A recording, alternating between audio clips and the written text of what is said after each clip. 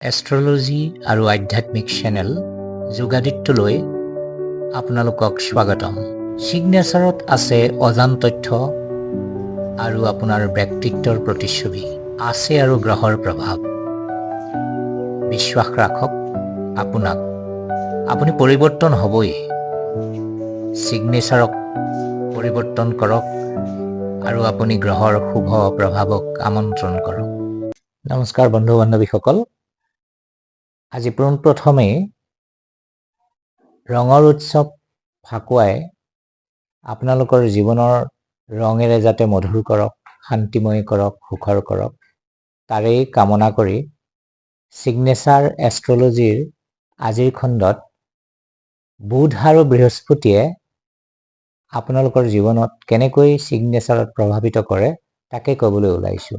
বন্ধু বান্ধৱীসকল, বৃহস্পতি হ'ল জ্ঞান, সৌভাগ্য আৰু আধ্যাত্মিকতাৰ প্ৰতীক।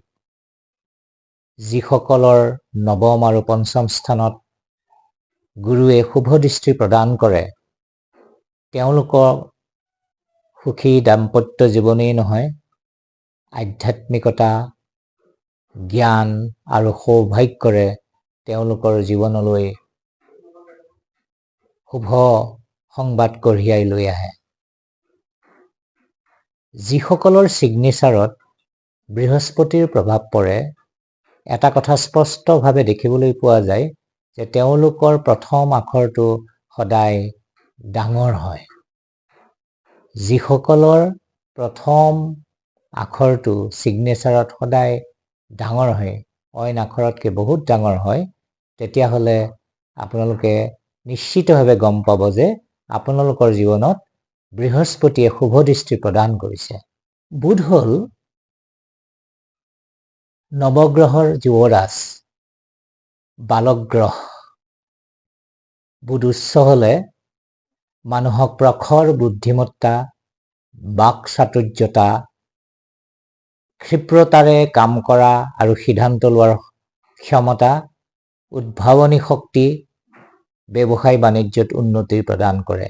আৰু অশুভ হ'লে মানসিক দুৰ্বলতা, মানসিক অস্থিৰতা, ব্যৱসায়িক লোকচান আৰু বাকশক্তিৰ সমস্যা থাকিব পাৰে। বন্ধু বান্ধৱীসকল, বুধ হ'ল সূৰ্যৰ আটাইতকৈ ওচৰত থকা গ্ৰহ। যিসকলৰ ছিগনেচাৰত বুধ গ্ৰহে প্ৰভাৱিত কৰে, তেওঁলোকে খুব ক্ষিপ্ৰতাৰে তেওঁলোকৰ ছিগনেচাৰ লিখে, খুব খৰকৈ লিখে আৰু তেওঁলোকৰ ছিগনেচাৰ খুব সৰু হয়।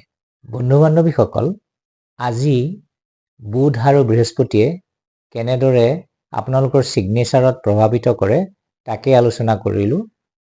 পৰৱৰ্তী খণ্ডত এক নতুন বিষয় লৈ আপোনালোকৰ আগত উপস্থাপন কৰিম। আশা কৰোঁ আপোনালোকৰ দিন শুভ হওক, শান্তিময় হওক। ধন্যবাদ।